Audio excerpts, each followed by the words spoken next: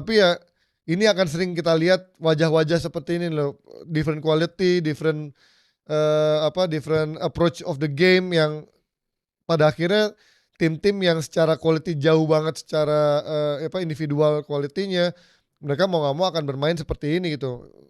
Eh, Takut ada Tahith Chong ya,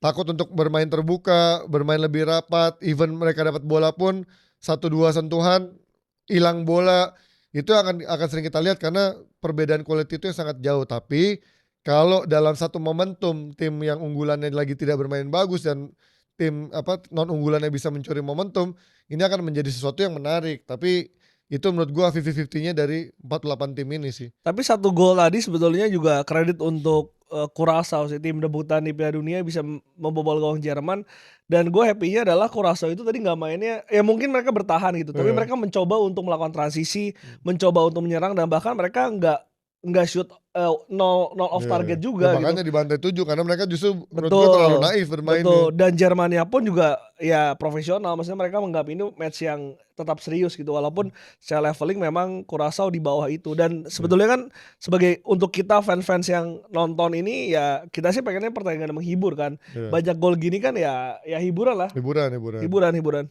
Ya tapi mungkin memang tidak ada lebih lebih tepat disebut memang ini emang perbedaan quality dari dua tim yang membuat akhirnya ya udah gitu, Curaçao nggak akan bisa ngapa-ngapain lawan Jerman. Dan lu secara permainan juga nggak bisa ngebahas banyak sih, karena Iya ya, secara bener-bener. secara tim udah beda level dan, walaupun Jerman menang 7-1 juga nggak bisa kita nilai Iya, iya ya, permainan dia seperti apa kan. iya.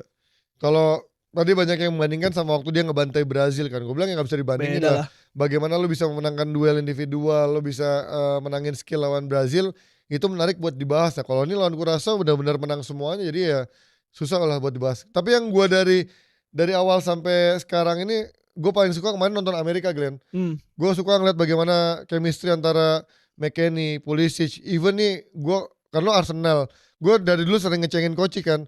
Kenapa lo nggak pertahanin Balogun sih di antara dulu Nketiah Balogun sampai dia akhirnya narik Gapsus lagi gitu. Gue bilang Balogun ini menurut gue layak dicoba loh. Tapi mungkin dari gayanya, dari attitude-nya mungkin nih pemain yang selalu pengen minta dikasih kesempatan. Mungkin dia pengen menit bermain lebih yang bukan pemain yang lebih sabar dikasih kesempatan sama Arteta dan akhirnya dia kan memilih untuk cabut lah dari waktu itu kan dipinjemin lah akhirnya dilepas ke Monaco.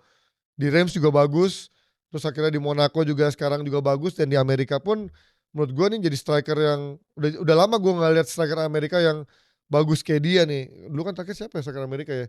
Clint Dempsey aja Dempsey, gelandang dijadiin striker. Siapa dulu? Landon Donovan. Era Everton sebelumnya, ya?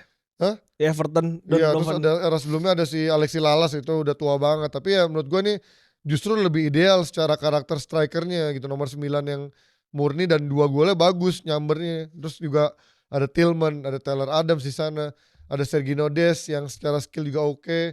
Terus ada backnya Fulham Anthony Robinson yang juga cukup oke. Jadi emang dan di bawah Pochettino secara main menurut gua lebih fluid dibandingin era-era sebelumnya. Jadi ya menarik walaupun lawannya kemarin menurut gue Paraguay secara kualitas sebenarnya nggak individualnya nggak jelek, cuman secara permainan mereka kayaknya kemarin kolektivitasnya jelek banget kemarin. Ciso lah, siapa si Sanabria, tapi jauh lah dari Paraguay yang dulu nih. Dan ini secara secara Oh iya ada komposisi Almiron ya anjing, iya. Almiron tuh udah nggak di di Atlanta udah sekarang. Atlanta dia Dulu di Newcastle deh ya? Newcastle lama.